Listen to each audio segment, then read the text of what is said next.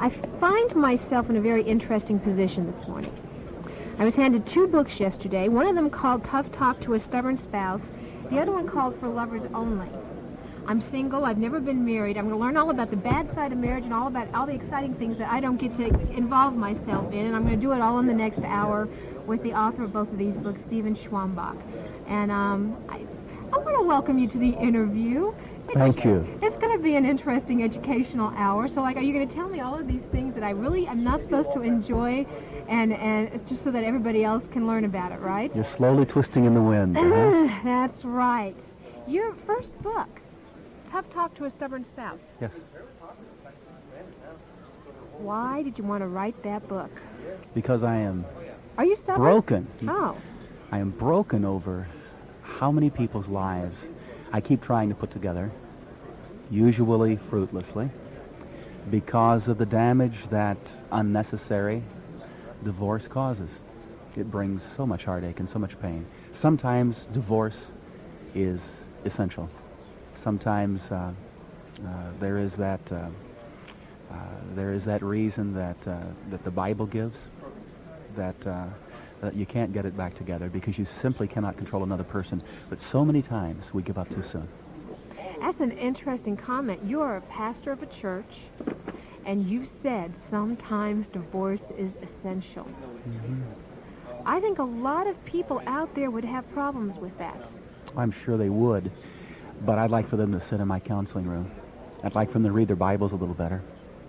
I'd like for them to hear Jesus say, except for fornication. And then when Jesus gives an exception, who are we to put bondage on people that Jesus doesn't give? People don't need that.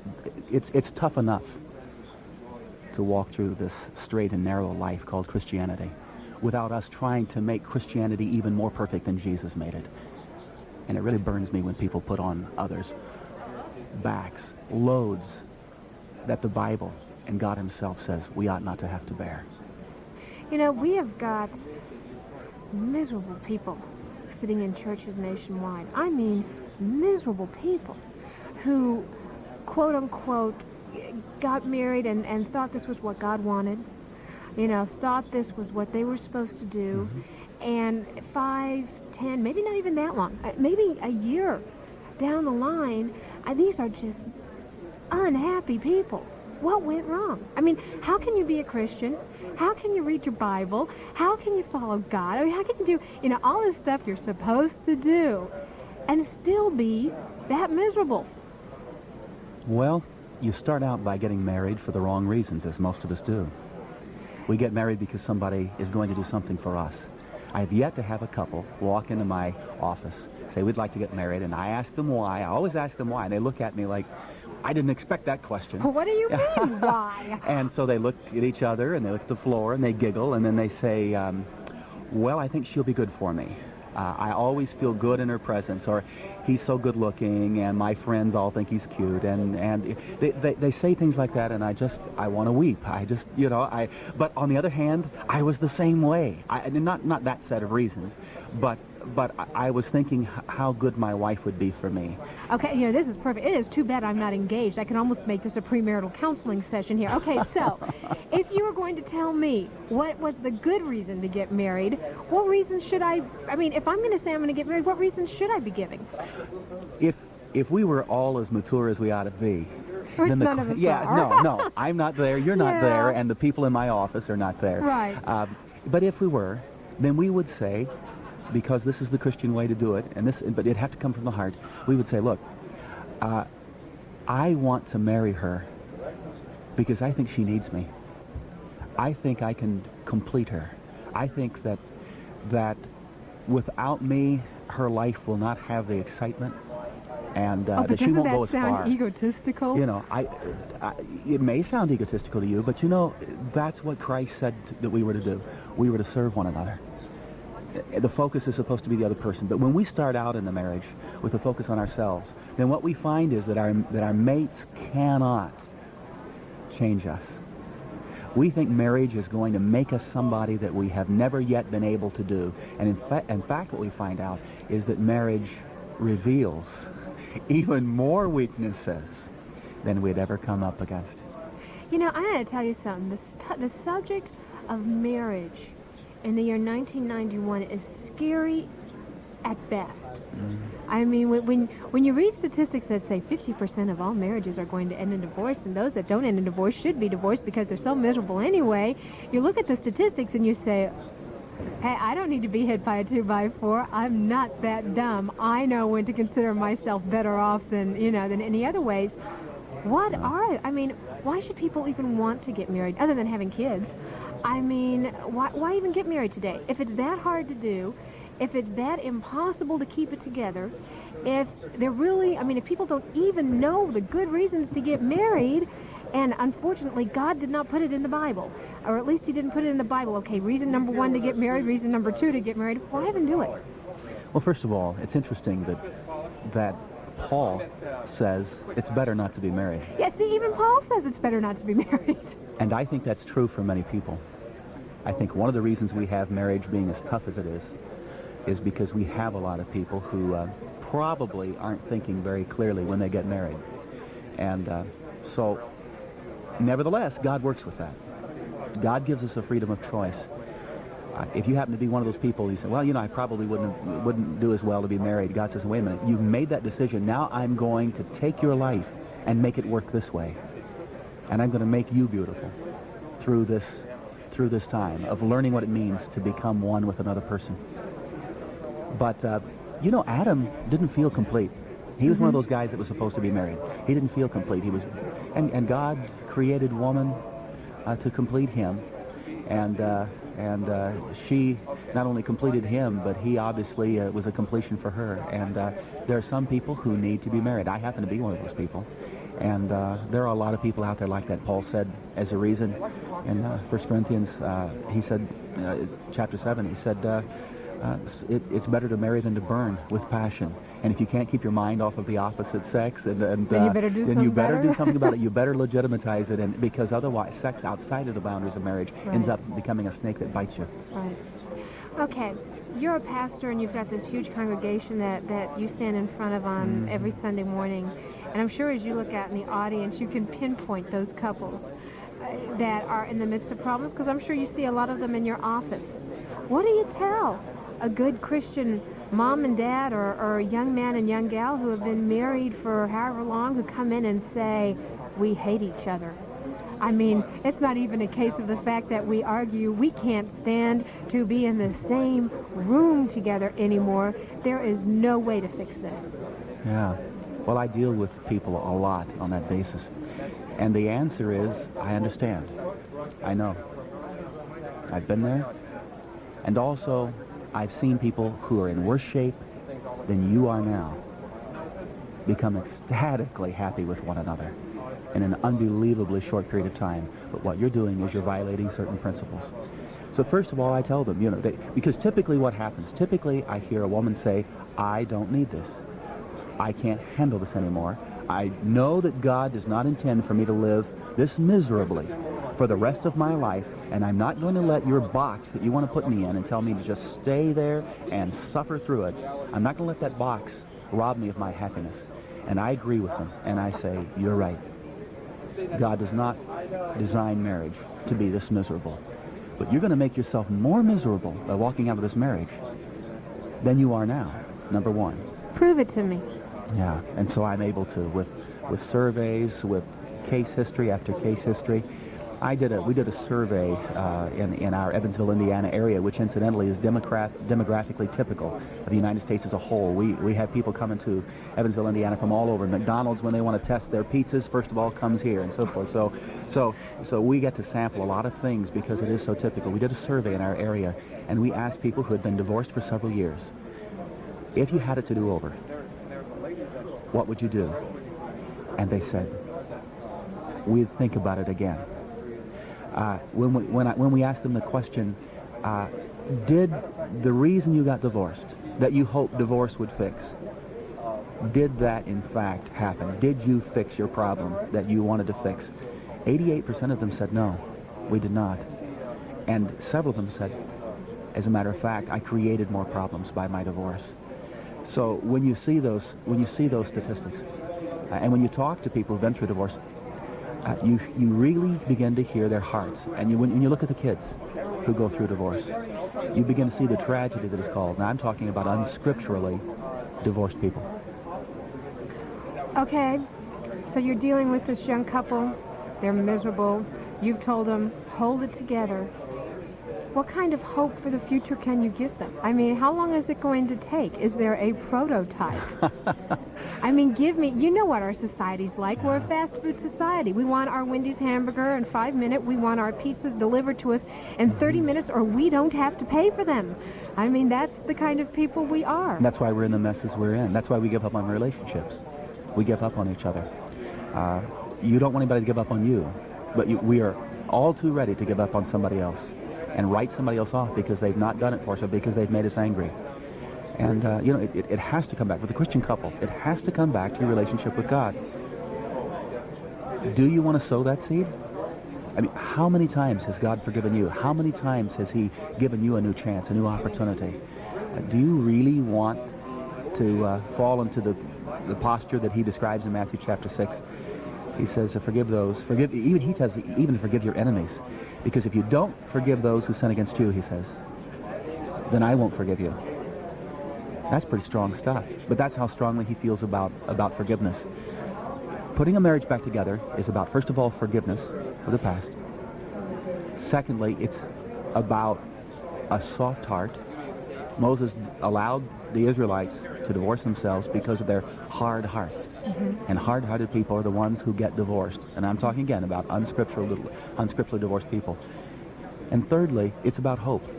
I'd say the biggest thing that I can give a couple who walks into my office, totally unhappy with each other, either not speaking or yelling every day, is hope. I've got to show them realistically that those two, can be extremely happy, like lovers. They can make other people sick to see how much they're in love in a very short period of time, sometimes in a matter of days. How can you offer hope in a situation where, the husband, if not physically abusing, would be verbally abusing the wife? Or how can you offer hope in a situation where communication has come to a complete halt? I mean, not only do they not talk to each other, they don't talk about each other to anybody else. I mean, they really have closed off all feelings. We live in a society of Christians who focus on the circumstance instead of their God, which is the opposite of the Christian life. We are supposed to focus on Him, and in Him there is hope. When I look at my circumstances, that's when I lose hope. When I look at this intransigent person I'm married to, that's when I lose hope, or that's when my spouse loses hope. But when I look at God and realize how much He loves me, that He died for me, that's where I have hope. And when I have my focus on Him, then I am willing to let Him, even if I have a spouse who won't cooperate, I'm willing to let Him use this marriage as sandpaper to create in me the person that He wants me to be. And lo and behold, what I find is, as I become more like Him, then that enables my spouse to become more like Him as well. And that brings the two of us together. What makes you the person to write this book? Is it because you're a pastor? Because you have to deal with it so much? I mean, if I were sitting here and if I were in the midst of getting a divorce or thinking about getting a divorce and was in absolute abject misery, and you sat here and in all kindness and I'm sure you'd be very gentle about it, told me to get it together and stop being so selfish and get my eyes off myself for a while and put them on somebody else, I'd probably look at you and say, who do you think you are? And I would ask you, what do you want to achieve by your divorce? What do you want? What are you after? Okay. And then I would show you that if you, and depending on your personality, if you walk out on your mate, you will be dealing, if not a lethal blow to your happiness, a crippling blow. How can you say that when I'm so unhappy now? I mean, how could I deal a crippling blow to something I don't have? You're about to jump out of the frying pan into the fire. And all I can do is say, I've been there with hundreds of couples. And I've been there with hundreds of singles after the divorce. People who were just as unhappy as you. And who now, again, we're talking about unscriptural divorce. I'm not talking about a man who's gone out and cheated on you. Right. And if your husband is physically abusive to you, you've got to get away. You're not supposed to allow him to continue to abuse your children. But divorce doesn't cure that. Mm-hmm. But I've talked to a lot of people who say, I wish I hadn't given up. I wish so desperately I hadn't given up. And bottom line is, for the Christian now, this doesn't make any sense to the non-Christian, but the Christian, you say, look, does God know what he's talking about? That's the bottom line. Does God know what he's talking about? Okay. Does he get any pleasure whatsoever, out of seeing you miserable in your marriage? No. So he knows what he's talking about. He doesn't get any pleasure out of seeing you miserable in your marriage. Then why does he tell you? It's not I. Why does he tell you stay married? Because he hasn't cheated on you. Why does he tell you that? Why do you suppose? If he loves you, and if he's all-powerful.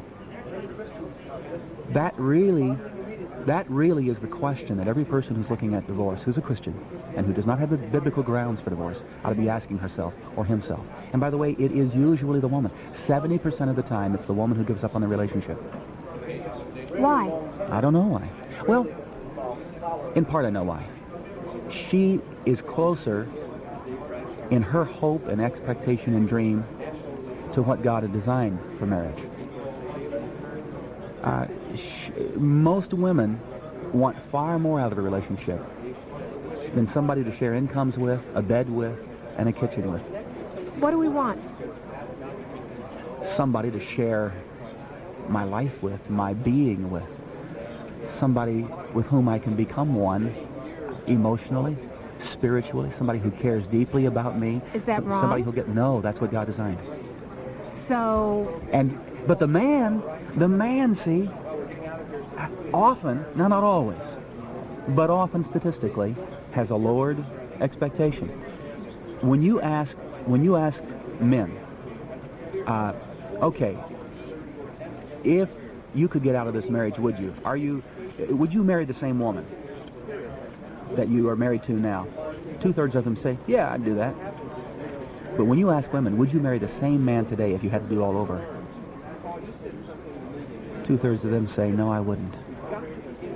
I'd marry somebody else. That's because their hopes, their expectations are dashed. And the man, he's got a sex partner.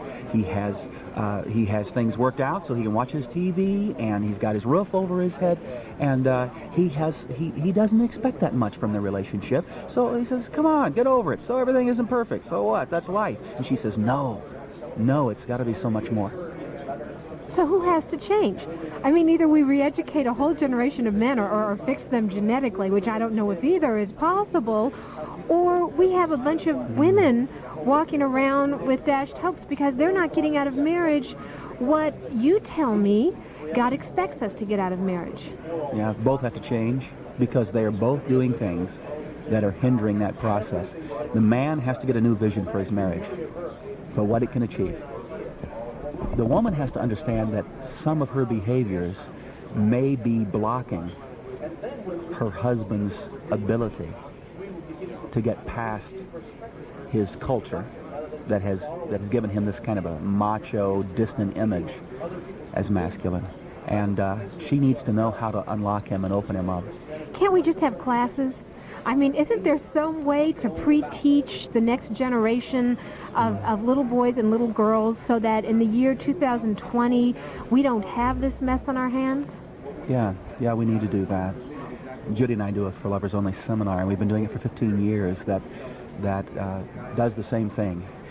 I believe that we have a great need in the society to raise the level of people's hopes and expectations in marriage, to show them how good it can be. Because that's what you need. You'll hang in there if you think, if I pay the price, it'll pay off. But when you look around you and you see a bunch of dull, lifeless, miserable people, and you feel the same way in your marriage, you do want out. And you do tend to blame the other person because you know how desperate you are for happiness. But the reality is that men are not intrinsically that way. Men have a deep need to connect with their wives as well. But they have to have that touched by somebody that knows it's there. And if it's not their wives, who? Then I guess it's left to somebody, a third party, like me. Let me ask you another question. Maybe it's a little off the subject, but I'm going to ask anyway. What is marriage today? And I guess the reason I ask is because I see even a lot of my friends getting married for the sake of getting married because there's so much pressure. And there really is a lot of pressure out there to be married. And I think people put pressure on you, and they don't even mean to. I mean, everybody from parents to grandparents to, quite frankly, the church. I mean, I don't know what it's like in your church, but you can go out with a person in my church, and by the time you're on the second date, you're married, you got kids, and as far as they're concerned, I mean, half your life is done, and you're in some home somewhere. And there's pressure, there's pressure financially to get married because you get better credit ratings, and it's easier to buy a house if there's two of you. If you want a child and you're single, it's hard to, it's very hard to adopt. You have to really doubly prove yourself. It's the thing to do, to get married. Yeah, but that's changing in society. 50% of adults now are single. And Even it better in the change in the church? church. No, the church is lagging behind because you still, in the church, you still have, in most churches, the feeling that the thing that is natural is for men and women to get together and that there's something wrong if you're not married. And that has to change in the church. That has to change. Jesus was not married. Paul wasn't married. And those are the two New Testament people who rise above the rest, even above Peter, who was married. Singleness has to be celebrated as a great life. As a pastor, I'm working at this now, and I didn't used to. I had to have my eyes slowly open to this as well. But as a pastor now, I am working at making the single life as respectable as God makes it. And in my illustrations now, instead of assuming that everybody out there has a few children and and is happily or unhappily married, I am trying to tie in the single person in my illustrations so that in every single message I preach, the single person feels affirmed and does not feel as though he or she has to get married before he or she is completed. And that's not true. It just isn't true. Is there any such thing as an ideal marriage? Well, sure. What is it? Well, it's not happy all the time because we're not going to any of us experience that, the sight of heaven. But the ideal marriage is the one where when you do rip one another off, you forgive each other and you come back together again. And then you push on a little farther. It's a growing marriage. Look, we have trouble getting along with ourselves. Even when we're single, we get mad at ourselves, we let ourselves down, we hurt ourselves, we're proud of ourselves, all of those things. When you get married, it just increases the number of factors in that whole process and it infinitely complicates them. So ideally, when you go through all of those things when you're married, you hurt each other, you at times you let each other down, and other times you thrill each other and please each other, but that is the joy as well as the challenge of marriage. When you wrote Tough Talk to a Stubborn Spouse, what's the one thing you hoped most to get out of it? I hoped that this book would be placed in the hand of a person who had already decided to get a divorce, had probably already moved out or made her husband move out. And they'd read that and they'd go through there and say, you know, this guy is making sense. Not because of his persuasiveness, but he is making me face reality. I'm going to go back to my husband, or I'm going to go back to my wife, and I'm going to be the person that God has called me to be. And if he wants this marriage to break up, he can do that. But I am going to go back, and I'm going to give it everything I've got. I'm going to get off my high horse. I'm going to get off my selfishness, and I'm going to try to be the person God wants a married person to be. Now, that was my hope. That was my goal. It is happening across this country. I'm receiving mail every week. One woman came to me. She'd been divorced for 3 years. She read the book. She was going to send it to her ex-husband when she saw the title, Stubborn Spouse. And she thought, good, he needs this. And she read it. And she said halfway through it, she broke down. She said, I'm the stubborn spouse. Well, as a matter of fact, they both were. She came back 2 months after having read it and said, I want to introduce you to my fiancé, who also happens to be my ex-husband. We're going to be married. I don't care if nothing else happens as a result of that book. When one person's life is put back together, when one couple is given hope again, it's worth it all. You have been on Donahue, right, with this book? Sally Jesse Raphael and Oprah Winfrey, Okay. as well as a few others. I thought about this last night when I was preparing for this interview, and I thought, now, this could have one of two reactions. And either this poor guy has gone into the sector of the world and been shredded to pieces because everybody wants the right to lead their own life and do it their way, to quote a song. Or society is in such a state of misery and so unhappy anyway that they're willing to reach out and grasp at anything that looks like it might have an answer or offer some happiness. So I'm curious, because I'm not a TV watcher, and I have to admit I haven't seen you on any of them. What happened? This book came along at the right time. It came along after the divorce rate had quadrupled, and we have seen the results of divorce. So we know that divorce doesn't work either. We said marriage didn't work. Now we say divorce doesn't work. So people were open. People were open to the question, maybe we should stay together, but why? And give me some hope that it can work. When I went on Sally Jesse Raphael, they were in Sweeps Week, and there were 4,000 people at San Diego in the audience that day. And the audience was told beforehand that I believed that you should stay in the marriage even if your husband is beating you up and sexually abusing your children. That must have made you feel real good. Even if he's unfaithful and all the rest. Now, that wasn't true. Yeah. I don't say that in my book. And they knew it, and yet they wanted to get an audience reaction, and that day they got it. That day, for an hour, the audience screamed and threatened me physically, and all the rest, as I kept saying, you don't want anybody to give up on you, so don't give up on them. Well, as a result of that, we had the hot show they wanted. But what we found out is that television, of course, is a cool medium. And people in their homes said, who had not heard the pre-stuff, who had not heard what the audience had been told, that I believed, kept saying to me, they would write me, they would call me, and they kept saying, the audience wasn't listening to you. You said that if he's doing that, get away, get out. And I found so many people responding who had watched that program, several million people who watched that program, responding to the hope that they had received. And so the show was great. I'm so glad I did it. I enjoyed it. It felt like a lynch mob at the time, but as a matter of fact, people sitting in their living rooms heard the message, and it did give people hope. On Oprah, it was an entirely different situation. It was an open group of people who were willing to listen? Yeah. It started out again with the same kind of introduction. Unfortunately, somebody had told her, she was just reading off the introduction, and I think, what did she say? They'd written for her, greet Dr. Schwambach, our guest today, who believes that if your husband cheats on you, it's your fault. Now, of course, I don't believe that. Right. And she said, what about that, Dr. Schwambach? And the audience was immediately hostile because they were mostly women. And I said, absolutely not. If your husband cheats on you, it's nobody's fault but his. And she said, well, I'm glad you cleared that up. And then we went ahead and had a wonderful interview. Hour. Yeah, after that it was fine. But I mean, that's instinctively, they go for the jugular, they go for those things that seem, the producers do, who they want a good show, they want a hot show, they want somebody yelling, screaming, throwing chairs, getting a broken nose, whatever. And that's good for ratings. But I enjoyed both times very, very much, and it helped a lot of people. This is the end of Side 1. Please turn the cassette over at this point for the continuation of the message on Side 2.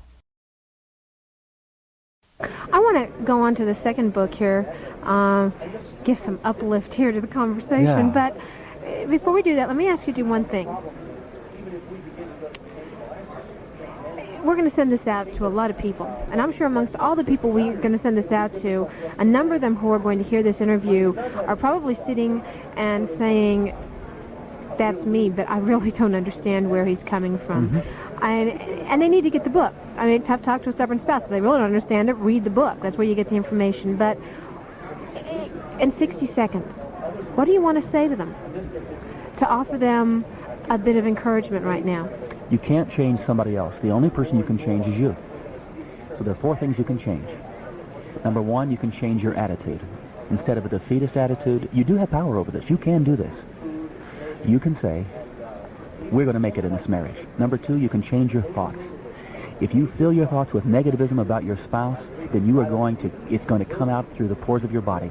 But if you start changing your thoughts and you think about your spouse those things that they're good about him or her. Positive, helpful, uplifting. If you fill your mind with those thoughts, it will change how you respond to your spouse. Thirdly, change your words. The Bible says, let no unwholesome talk come out of your mouth, but only what is helpful for building others up, according to their needs, that it may benefit those who listen. Now, I'm not there yet. I'm still working at that. But when you change your words toward your spouse, you begin to change your spouse's entire environment, and finally, you change your actions. If you have only loving attitudes, if you have only loving thoughts, if you have only loving words, and if you have only loving actions toward your spouse, I promise you that the atmosphere in your marriage will dramatically change. And if there is any hope for this person to decide to change, you have just given him a Garden of Eden environment to do so. Okay, now, for lovers only, hot off the press. I mean, you just saw the cover here. By the way, we're at the National Religious Broadcasters Convention, so if you hear sound around us, the reason you hear sound is because we're on a convention floor. But you just saw this. That's right. That's right. 2 days ago, I saw my book. 2 days ago, you walked in and you saw your book, and you told me earlier that It'll burn your fingers if you touch it now. Yes. The ink is still hot. That's right. You said that you're such a new author. This is only your second book. That just about everything about it thrills you. I do. I really enjoy helping people, and I've wanted to write all my life. And so this is a dream come true, to be able to help people in a way that I enjoy doing. Okay. This book was written by you and your wife. Yeah. Okay. Her name is Judith. Yes. Okay. Just want to make sure we get her in there, too, because there are That's two right. names on this cover. And it's called For Lovers Only, The Truly Intimate Marriage. Now, I read this last night, and I'm gonna be real gut honest with you here. In the world that we live in today, the person that I am, and quite frankly, a lot of my friends that I associate with are, marriage is not a real positive institution. We actually get along quite fine. And it's not that we don't want to be married. That has nothing to do with it. It's not even that we feel called to be single.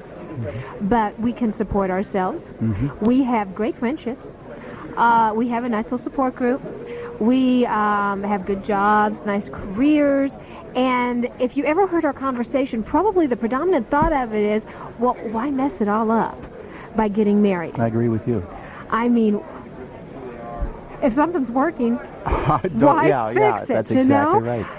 Besides which, when you're faced with ever-rising divorce percentages and all the miserable people who are married, that just kind of adds to your incentive to never do that icky M thing and, you know, get married. That just doesn't make sense. So I read your book last night with a real jaundiced eye, because I thought to myself, okay, yeah, right. Truly intimate marriage, nobody's happily married anymore. I know very few people who are. I hope you know more, being in your position. You seem to think it works. I mean, you seem to think there's a possibility. If God designed it, and He did, it's not right for everybody. But if this is God's invention, of course it works. It works when we do it His way. It seems much more difficult than it used to be, is it? Everything's more difficult than it used to be. The stresses and the pressures that we live under.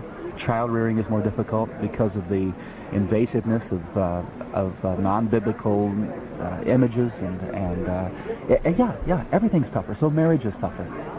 It's not surprising that we have so many tragedies out there, so many ugly examples of bad marriages. But, you know, the reason single people keep getting married and formerly divorced people keep getting married is because the single life isn't all that great either sometimes. Because look, if you have the capacity to be happy, you can be happy married or single. And so which do you want to be? He gives you the option. And you know. A majority of people would say married. Yeah, they really would. They really would. Yeah, 90% of the people, when you ask them, say that's family, the ideal. Yeah. Mom and Dad did it. I should do it. White picket fence, the whole 9 yards. And you live longer, statistics tell you, when you're I married. don't understand that one, but you're right, you do. I don't understand it. I mean, the statistics support that. I don't know what that means. I always figured when you got married, you kind of doubled your stress instead of halved it. You know, I love the people who say, I want to get married because I want somebody to help me with my problems. I always figured if you got married, you just got twice as many problems that you both have to deal with. But, right. I mean, you add to the stress. And you really do. I would think Kids so. add to the stress. You know, kids are a real problem in marriage. I have 5 of them, and and I know what I'm an expert. Real problem in marriage, I'm not an expert on how to solve them, understand. I'm just an expert in having them and going through those things. I love them. I can't imagine my life without them. But there are days. And yet, it is really a hassle in marriage. The times of, I'm right now in a time of least pleasure in marriage. Because half the audience just gasped. Well, that's true. That's true. I have You're 5 a children. pastor. I have a 3-year-old, a 5-year-old, a 7-year-old, a 15-year-old, and a 20-year-old. And 3 girls in the middle and 2 guys on either end. And I love them, I hug them, I kiss them, and sometimes I want to beat the life out of them. You know, I don't. I'm not an abusive dad. And the other night, my wife and I... It's okay to feel that way. You better to feel confess that it. way, You better confess it because otherwise you'll burst. The other night, Judy and I were trying to have 30 minutes alone together in the bedroom. Just 30 minutes alone. Now, why would you think you deserve that? It's not a matter of deserving it. I don't even deserve to draw the next breath, but I needed it. And she needed it. We had both been going all day long in opposite directions. And here we are. It was one of those rare days when we had not even had as much time as we normally had. I locked both doors to our bedroom. I had all the children. I had a little cartoon movie on for the little ones, the kids. It was a new one. They hadn't seen it before. Okay, kids, you're fine. My daughter was doing homework. My eldest son wasn't even home, 20-year-old. In 10 minutes, we had 7 knocks at the door from all 5 kids. My son showed up. Dad, I want to talk to you about something. Mom, and I'll tell you what, I was ready to choke somebody. It was all over. And so I identify with a lot of people who say, you know, if you're going to be married, remain childless or something, you know. But as a matter of fact, through that, you do deepen, and it stretches you, and you grow. And I'm 10 times the person I was before kids and before marriage. What we really want to know here is, what did you do? I mean, did you get your 30 minutes? What did you do? It was an utter bust that night. Utter failure. We were both so uptight. But, you know, you're going to have some times like that. And I think it's really helpful to say that so that you don't have people then. Here we are, good grief. We've just written a book for lovers only. And we've described how exquisite it can be. And it can be mind-blowing. It can make everything else in life seem pale by comparison, seem like it's all dirty grays.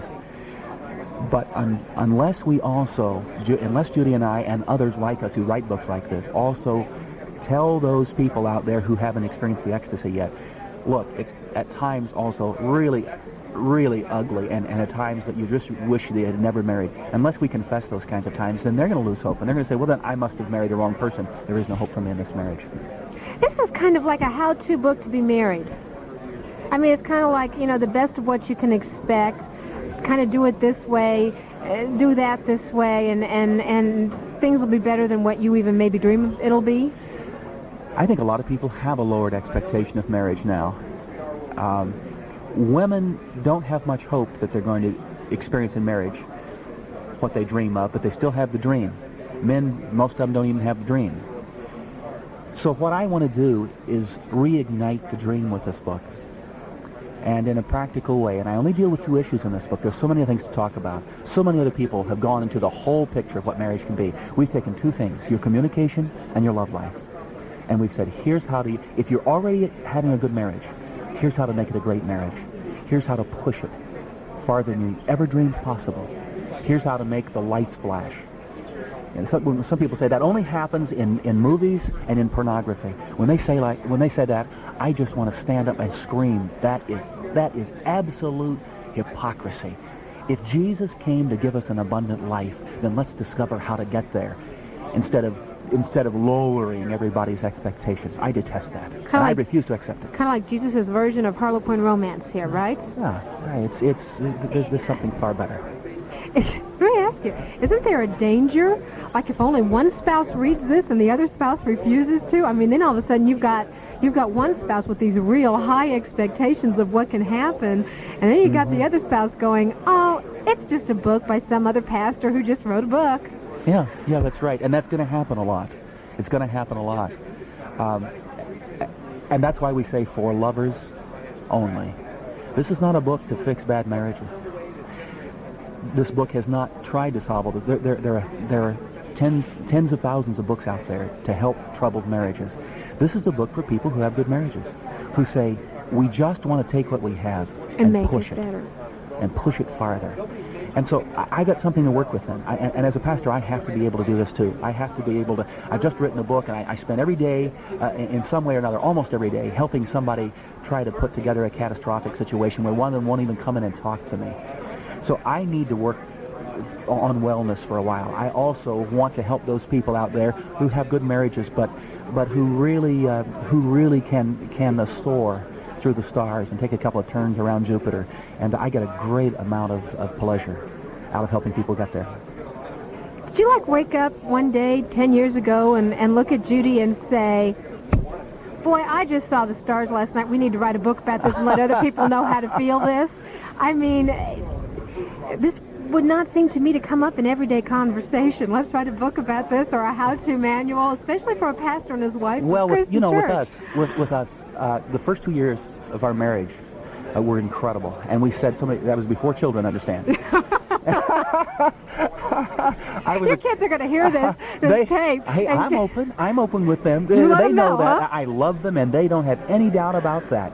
But, when they see my eyes flash with frustration, who am I kidding? Okay, everybody down. Hit the deck, Dad's man. And, they feel the same way. There are times when they just love to be orphans, I'm sure. So, that's the way it is, because we're intense people in our family. We really are. But the first 2 years, Judy and I kept saying, could we figure out a way to get somebody to pay us to do what we're doing already? So could we really? I think they do, but I don't. I think they do, some people, but I don't think you want to get into that. But I mean, just the joy of our relationship. Throwing the frisbee together out on Dunn Meadow at Indiana University, or taking our walks beside the Jordan River, which is really a little bitty trickling stream. It was an idealistic situation, and we carried that. God gave us those 2 years together. And we carried that through, even the tough times and the hard times and the children times and all the rest of that. We carried that. And yet we'd see so many couples that didn't have that spark, that didn't have that joy, that obviously were looking for it somewhere else. I'm highly driven in my career. My wife is highly driven as a mother, and she'll hopefully finish her PhD this year in counseling. So she cares about those other things. But there's nothing that touches the joy in our marriage. And yes, we have said many, many times, and that's why we started with the For Lovers Only seminar 15 years ago. We said, we've got to share this. This is too good. This is too good not to get out there. And we get immense pleasure in doing so. Okay, now, did I don't know what you have, a board of deacons or church board or whatever, you went to them and you said, Judy and I are going to give these seminars on sex. Did you list half of them to cardiac arrest? This is really not a done thing in churches nationwide. I mean, you have to admit, how many sermons do you do a year on sex? We just don't talk about it a whole lot. And you figure if you do, it shouldn't be done in public, heaven forbid, and it shouldn't be done to a general audience, and topical things, but you're just not supposed to talk about sex. Yeah, but see, we live in a society that bombards us every day with sex. And what they do is they portray extramarital sex as the most exciting, the most scintillating. And they portray marriage in this dull, routine way. And I become furious with that. Because they are making the counterfeit look better than the original. And God's original is always better than the counterfeit. So you mean to tell me you think God thinks it's okay if we talk about sex as Christians? Well, he gave a whole book to it, Song of Solomon, in the Bible, far more than many of the doctrinal positions that fill our libraries, our theological libraries. Somebody has lost the perspective that God wants us to have. God likes sex. He invented it. I would agree with you. I think it's a great concept. But I think most people my age would also agree with the whole thing. Yes. What happened? How did it become such a taboo subject? And I would think that that's half the problem with marriages in the church today. People aren't willing to express themselves. They're not willing to talk about it, and they're not willing to talk about, heaven forbid you have a problem in the bedroom.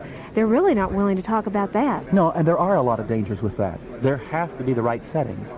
Because if you get together with your friends and you have all these sexual discussions, after a while, you can start wanting to swap wives and all those kinds of things. It can happen because our sexuality is so powerful. It is an atomic bomb in your life. And when you learn to release the power of your sexuality, then really the rest of the world shuts down during that period of time, and you don't care about lost souls in Africa. You really don't care about tithing. You really don't care about whether or not, what happens to the people who have never heard the gospel. All you care about is This is what life is all about, and those are the feelings you have. And so you better be careful about the way that you unleash those. You better be sure you understand God's boundaries. And that's why he's put the boundary in marriage. He said this is something that is so great, so powerful, that we better contain it, or it is going to have atomic fallout. Okay, we're going to push the boundaries here.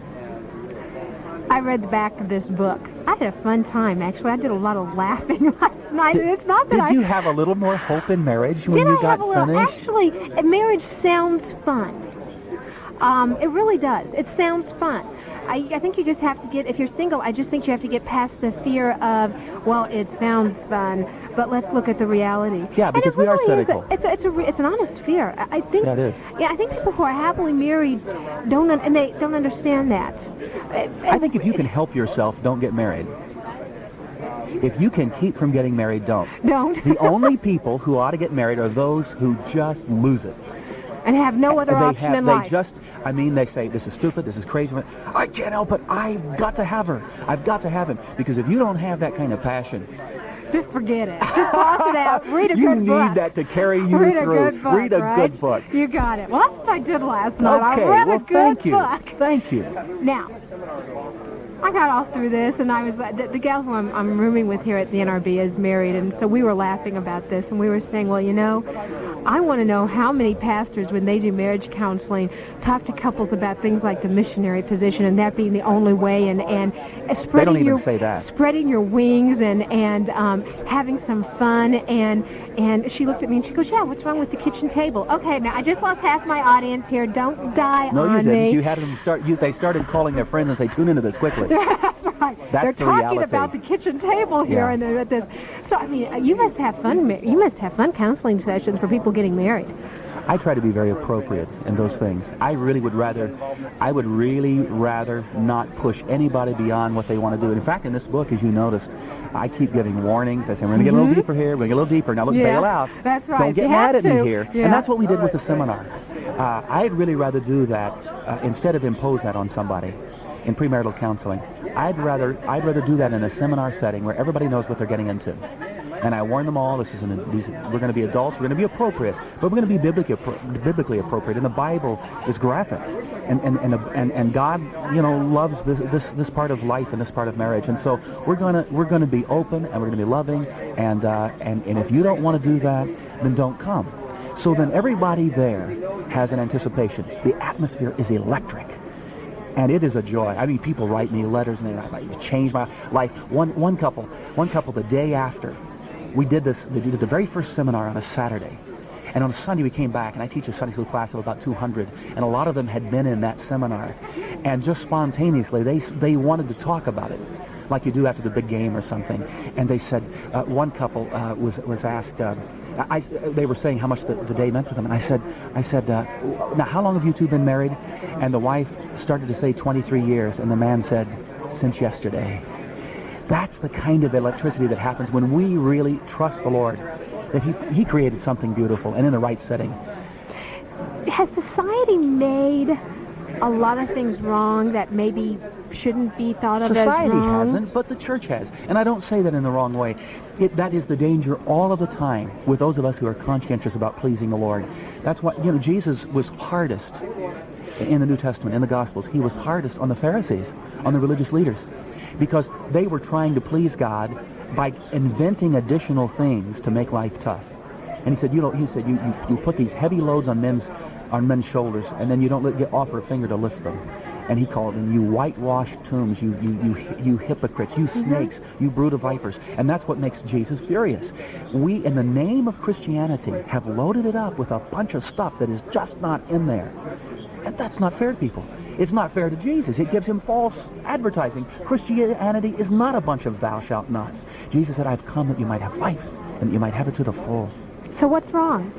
I mean, is there anything wrong? I mean, between man and wife. See, look. We work hard to keep people from sinning sexually before marriage. Right. And we should. Right. We should. But what do you say when you stand before the ministers? It's not like, I don't anymore. You say, I do. And that's what marriage is. Now we should learn as Christians to quit getting so confused about the way it's supposed to be before marriage and the way it's supposed to be afterwards. That's when the freedom comes. That's when it's no holds barred. As long as you don't hurt each other, and as long as it's just between the two of you, involving nobody else in your thoughts or in your actions, the sky is the limit. How do we change the church and a state of mind enough so that everybody can get as excited about marriage as you are? I mean, you've got a church of 3,000 people. Maybe you can change, you can thrill 3,000 people. But, I mean, how do we change everybody else? You're really excited about marriage. That's why I wrote the book. I mean, you're really thrilled about the whole institution. Yeah. Mae West says, I think marriage is a wonderful institution, but she says, I'm just not ready for an institution. Yeah, right. But it is. Yes, I am. And that's why I wrote the book. I want to, along with others, and there are other authors that the Holy Spirit is prompting to write along these same lines, and I'm sure you've interviewed some or will be interviewing more of them in the future. I think God is just calling his people to a new exploration of what he intended for marriage from the very beginning with Adam and Eve. And I want to be a part of that. I want to know what your next book's about. I do too. I want to find out if I get lynched for this one. And if I'm still alive, some will. will. Oh, yeah, some people will. Oh, I'll get ugly letters. I'll get ugly phone calls. This was a danger for you to write? You better believe it. It's a risk. It's a big risk. Because again, there are people who are so locked up themselves and just haven't read their Bibles lately that are threatened by somebody else's freedom. And I've really walked carefully. Paul said, don't let your freedom be evil spoken of. Don't let anybody else call evil what you call good. And that's why I tried to give so many warnings before we get into the good stuff in that book. Well, actually, I'm kind of looking for, so far now we've dealt with tough talk. Now we're talking for lovers only. I figure the next book has got to be on parenting. I mean, you've talked so much about five kids. I don't know. I mean, I might wait 50 years for that one. Might wait 50 years? I might wait 50 years. It's been a real joy to talk to you. If I ever get married, maybe I'll come to you for marital counseling. I'd be delighted. Premarital counseling or some such nonsense. But I'll tell you what, if I ever get married, I promise you it will be because I just can't not do it. All right. Okay? It's been a joy. It really has. I really have enjoyed it. Next time, you have to come by the studio and we'll have to do it in a long form with people calling in and asking you all sorts of tough kind of questions, okay? That's great. Great. Stephen, Good to be with you, and it's Schwambach, right? Yes. And the books are called For Lovers Only. And that's if you already have a good marriage, that's guys. Right. Tough Talk to a Stubborn Spouse is if you're fast becoming a statistic in the United States. And if you are, maybe you can change that statistic to a happy ending. And get the books. You can find them at your local Christian bookstore. This is the end of the message. For further information regarding other topics available on cassette and in printed form, write Compassion Connection, Box 36C, Denver, Colorado, 80236.